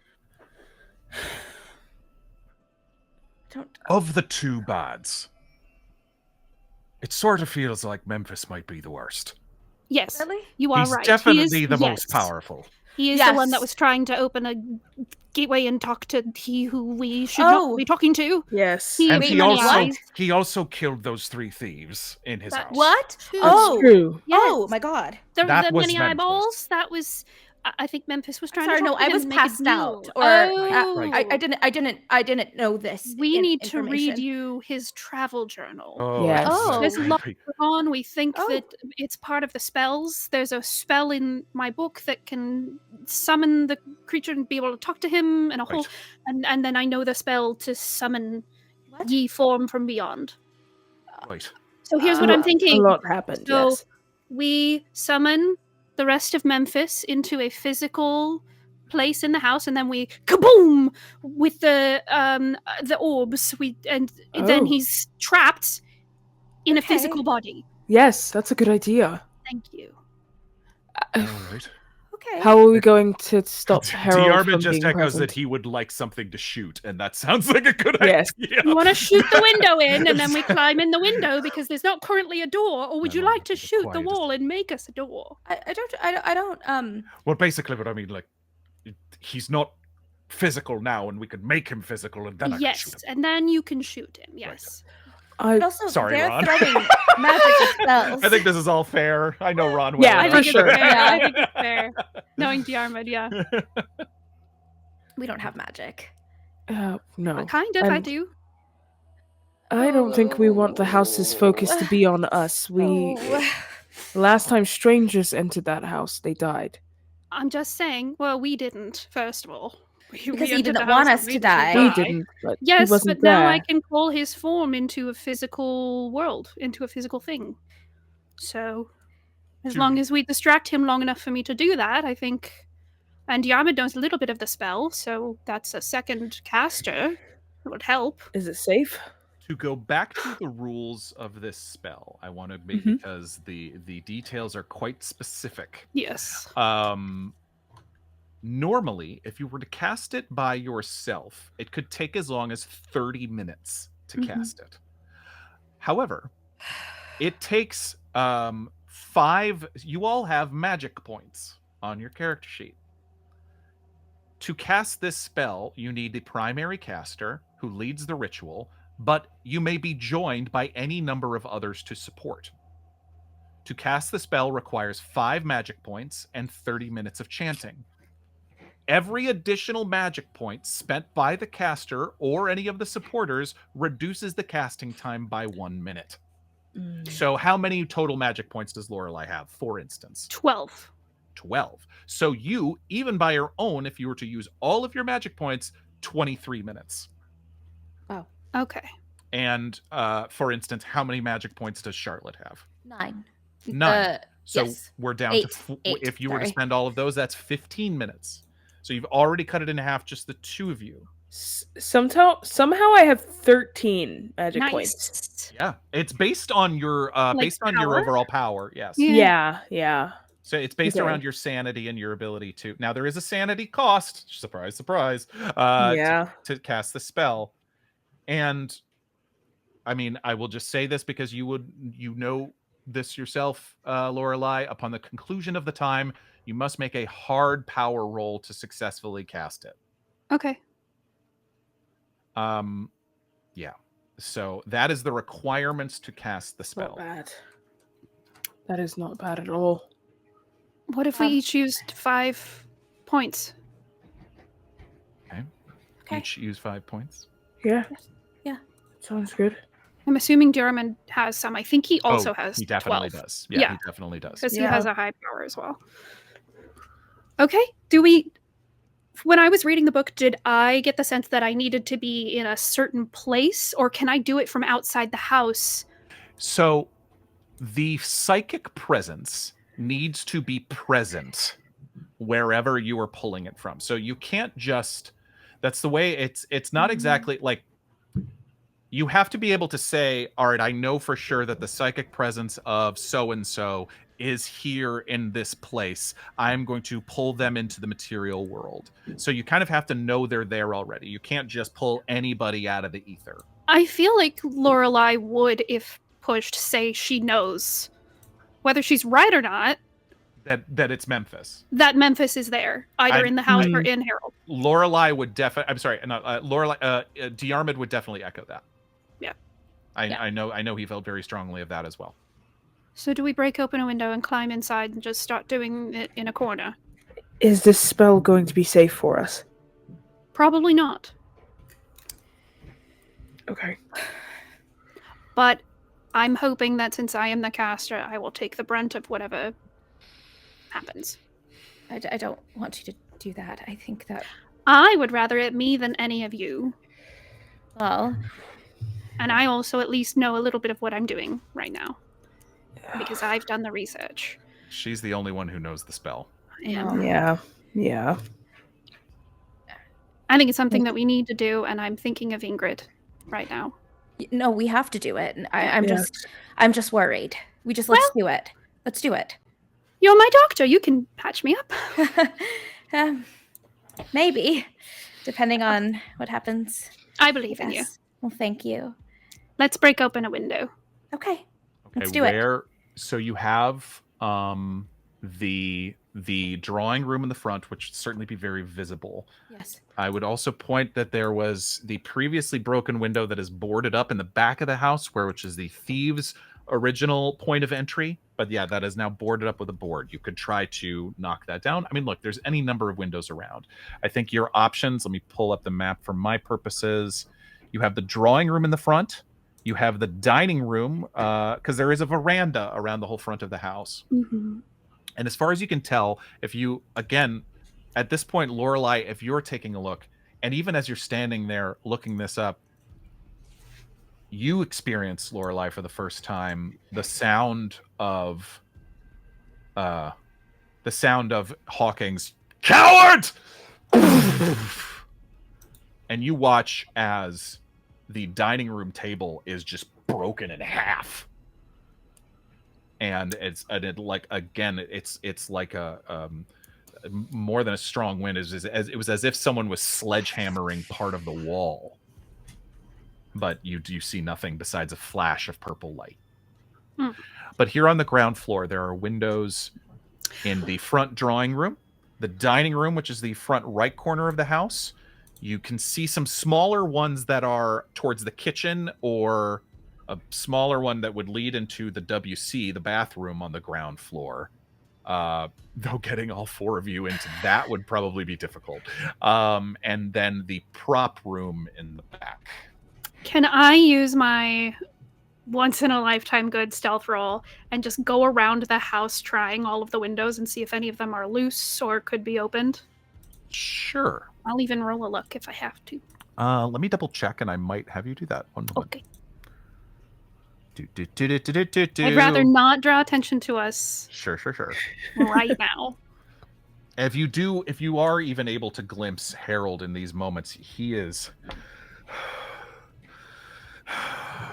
like he is half like hand against the wall. He is like, sweaty, but he's, it's his main identifier. That's how I know I'm in a crowd. Okay. It's the sweatiest man there. Sweatiest man of all. Show yourself. And as you are making your way, kind of ducking and weaving between the windows, looking around, none of the windows do seem open, but roll me a luck roll. I'm going to say this is going to be a hard luck roll. Okay. 33, and my current luck is 64. That's just under. You have to spend 2 or 3 to make it a hard luck. Yeah. What would I have to? Because it's half. 64 is 32, so literally you'd have to spend 1. I would spend 1. I would spend 1 point to do that. Spend 1 luck point. Okay, to make it a hard success. Thank you to Gateway Guy for getting me up to that. High luck. I needed it. In the corner of the dining room, I will say that you are able to find one that's just that you are able to push up. Okay, I'd go back to the group, tell them all about that. Okay. And then probably go back to that window and start to try and as carefully. Who's going in first? And I think Diarmuid might be the volunteer. Oh, yeah. I would. To let Lorelei in first. No, it should be. Diarmuid is very strong. He's a very beefy boy. Yes. But I'm casting the spell. Yes, that's why we have to keep you safe. Okay. We gotta. Sure. All right. Fine. There is a brief negotiation as to everyone in. Hang on. Okay. Jeez. Wow. All right, we're getting into it. Okay. Especially if Diarmuid gets snatched up, right? No. Snatched up. I hope that's not this is gonna take another luck roll. I'm not luck, a stealth roll from everybody. Oh my god. I can do it. Because I think you are very much trying not to get Harold's attention, yes? Mm-hmm. Okay. Right. I rolled a 5. Wow. I'm gonna spend a luck to make it a hard success. Oh my god. Yeah. Is your stealth that bad? It's 20. Yeah. Don't worry about it. That's super success. What is it called? Extreme to make it an extreme success. Okay. Extreme success. Extreme success. My stealth is so high and I never get to use it. Mine is very low. Mine is 20. Oh, we're stealth twins. Yeah. I got a 56 under 65. Sorry, and Eden, what did you roll? Oh, me? Oh, no. Oh, me? So sorry. Oh, me, oh my. So sorry. I have never rolled this before. That's going to be a 99. I was looking at the 10s die being like, is that a 6? Can you, it's a 6? as like a critical success, can you use a bit of your critical success to help someone else so they don't... There's like no help Can I? in Call of Cthulhu. It's I believe... Okay, no. You do have a second bonus die from Schwa Guy. You already used one of them, right? Okay, yes. Schwa Guy did give you 2, and that was the other one. All right, I'm not making that up. You do have a second one from Schwa Guy. Okay, I'm rolling. Oh my god. Woo! 49 over 20. I can do that. Okay, that's better. That's better than a That's good. 99. Yeah, it's not a critical failure. Okay, but it's a failure, but it's not a critical failure. Exactly, yeah. Okay. God. I mean, I'm hoping there's enough going on inside with crashing and stuff that... With help and with clutter and debris all over the house at this point, The four of you are able to push up this, and you seem to wait. You watch as Harold walks past and from the rotunda into the kitchen towards the back of the house. It seems like he's either heading towards the theater or the prop room in this moment, and you're not sure where he's going, but you wait for him to pass and then you move. Charlotte and Lorelei, you're able to make your way in, and you kind of tuck yourself down against the wall near the destruction of the dining room table. Eden, with your bruises, with your, oh man, like it is, you're able to squeeze your way in, but it is, oof, you're feeling every bit of the earlier injury from tonight. As Diarmuid makes his way in and is able to get past, his Thompson catches on the window and makes a hard knock sound. Diarmuid rolled a 72. And his stealth isn't that good. Diarmuid, no. No. Oh man. And oh Harold God. Oh man. comes back and sees him at the window. What are you doing here? And he casts a spell. And that's where we're going to stop tonight. Whoa. I am sorry to make this such a short episode, How but I dare you. am not bringing these four souls into this final thing without Ron here. Yeah. Yeah, no, this absolutely, makes sense. I hate it, but it makes complete sense. It's Uh, I am the worst. no, it's Counterspell. I want to learn counterspell. He begins to counterspell. He begins to cast a spell at Diarmuid, and Nuh-uh. yeah. No, I cast Lorelei my just stands friend. up and goes, "Nuh-uh." Stop Oh, it. my Just Stop, but what? God. No. What have I'm you so done? glad to be back with this story, and I can't wait for us to find out what happens next week. Oh my god. Yeah. The biggest cliffhanger. There's so oh my many things. gosh. Wow. I got a lot to say in the short rest. This is gonna be great. Anyway, patreon.com/thedungeonrun. Again, yes, I promise there's so much more to come, and I'm sorry to have made this a shorter episode tonight, friends, but this is we packed a lot into a short amount of time. Yeah, we did. Amazing. Car Did it go the accident, way you expected? breakups.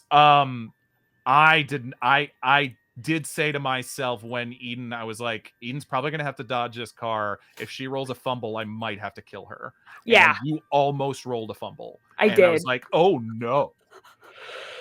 It was pretty bad. Yeah. It was And that pretty was bad. that was almost my worst fears manifested. It was like I said it, I spoke it aloud, and it almost happened. Yeah. I mean, it would have been a near deadly amount of damage if you had rolled any higher. For sure.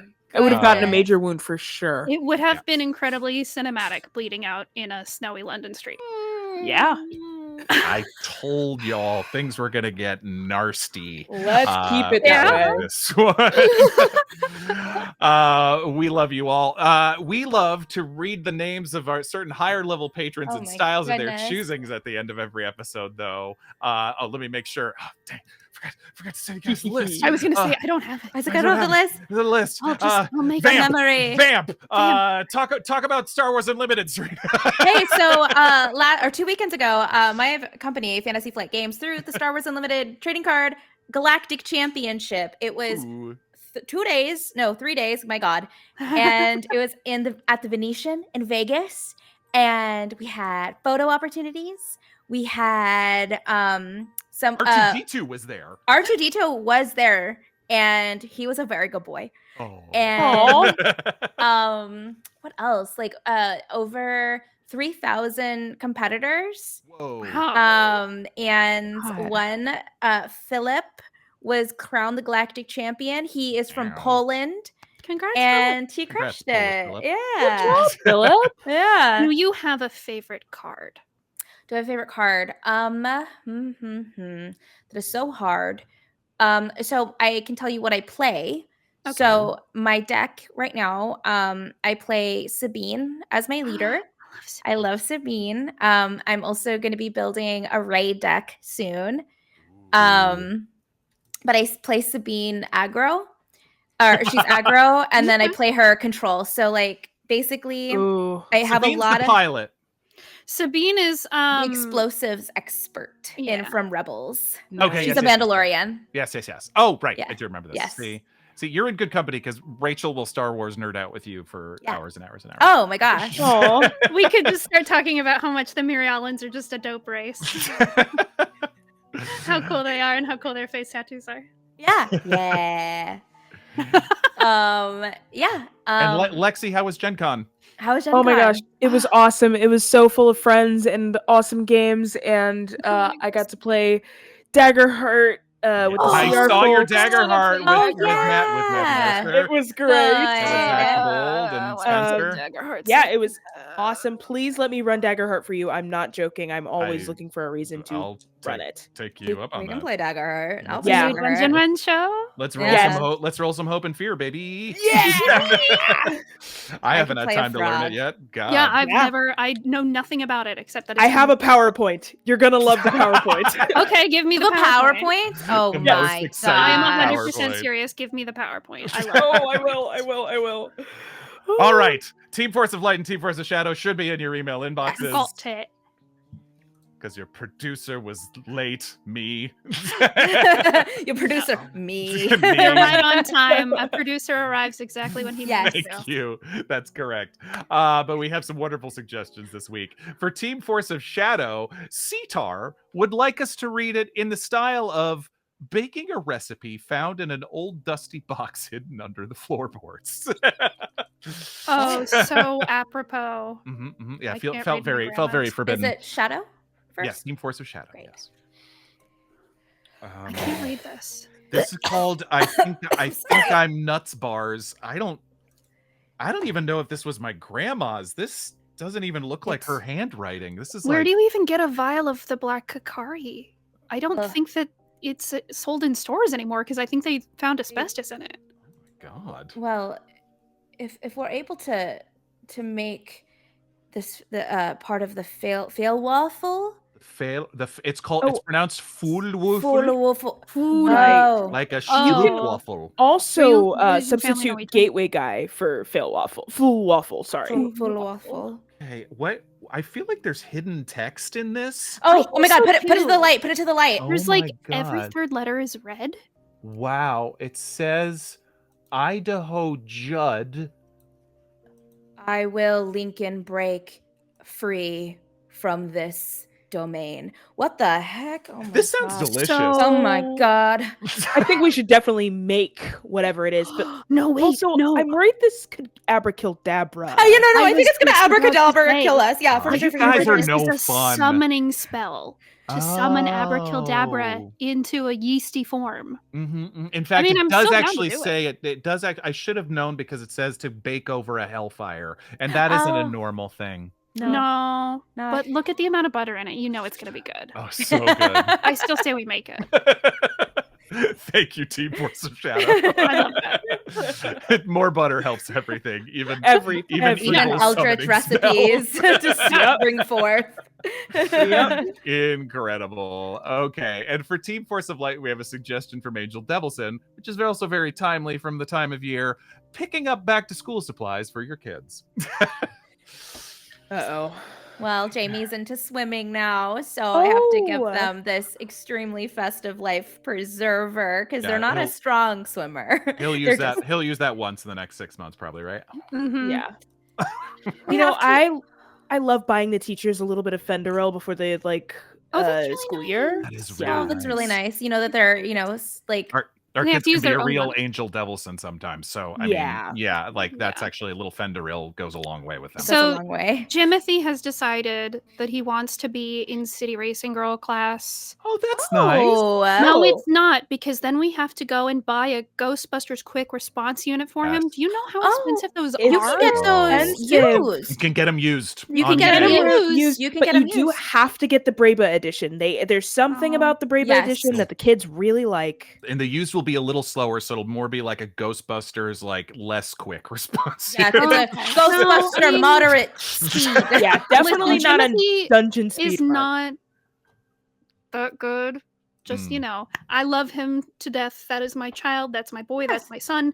He's not great at it. Have I you? tried to get him to go into like a Just Jules kind of Yeah. class, but he just said Sure. no. It's you just- City Racing Girl or nothing for me. Look, so. I mean, sometimes, however hard whatever direction we push them in, they're just gonna go in whatever 2-0 mask they want to go down, right? Yeah. Yes, and Yeah. just So true. and they might be unbearably loquacious now, God, but I hope not. it doesn't last forever. Sometimes heard- they go through phases. Who is this new geology teacher who's just asking our kids to buy just jewels? That's just all it says. Odd. It's very That's odd. very bizarre. It's a one item school supply. Anyways, I'm late to Bring take jewels to class. Timothy to his classes because Timothy's a dog. Oh, He's late Oh. for his training. so- My Yeah. God, Oh, I thought No, why? We're- What did you think? nothing. nothing. No, Let's go, not. sweetheart. Let's go, Yes, honey. yes, all right. Let's just like. I think we're in the wrong. We'll see you later. Oh, yeah. he's Oh, having yeah, yeah. kids? Yes. Oh my god! Oh my god! Oh my god! You guys are having kids. In this economy. Thank you, Team Force of Light. Oh, Silly I love goofy. being back. Love being back with this crew. Love you guys. Woo. Okay, yeah, patreon.com/the dungeon run because I got a lot to say in the short rest, but we'll be back soon, friends. Thank you for joining us tonight. This VOD of this will be up on Patreon, on podcasts and YouTube on Friday, and we'll see you soon. Okay, humankind, be both. Be both. Bye. Bye, friends.